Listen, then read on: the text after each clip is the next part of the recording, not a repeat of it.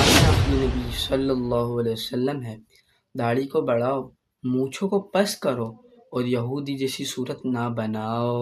آج ہم بات کریں گے ہمارے آقا محمد مصطفیٰ صلی اللہ علیہ وسلم کی پیاری پیاری سنت داڑھی شریف۔ الصلاۃ والسلام علیک یا رسول اللہ، الصلاۃ والسلام علیک یا نبی اللہ، الصلاۃ والسلام علیک یا نور اللہ وعلی آلک واصحابک یا حبیب اللہ۔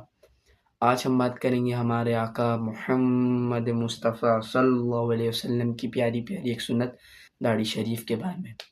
داڑھی شریف ہمارے آقا محمد مصطفیٰ صلی اللہ علیہ وسلم کی پیاری پیاری ایک سنت ہے۔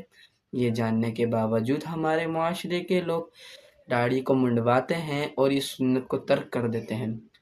فرمان آخری نبی صلی اللہ علیہ وسلم ہے، داڑھی کو بڑھاؤ، مونچھوں کو پس کرو اور یہودی جیسی صورت نہ بناؤ۔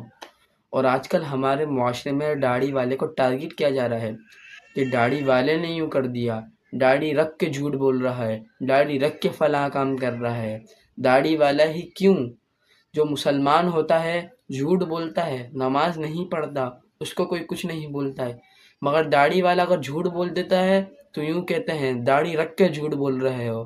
تو داڑھی کو نہ ٹارگٹ بنائیں۔ یوں بھی بول سکتے ہیں پورا انسان نے جھوٹ بول دیا، یوں بھی بول سکتے ہیں آپ مسلمان ہو کر جھوٹ بول رہے ہو، یوں بھی بول سکتے ہیں۔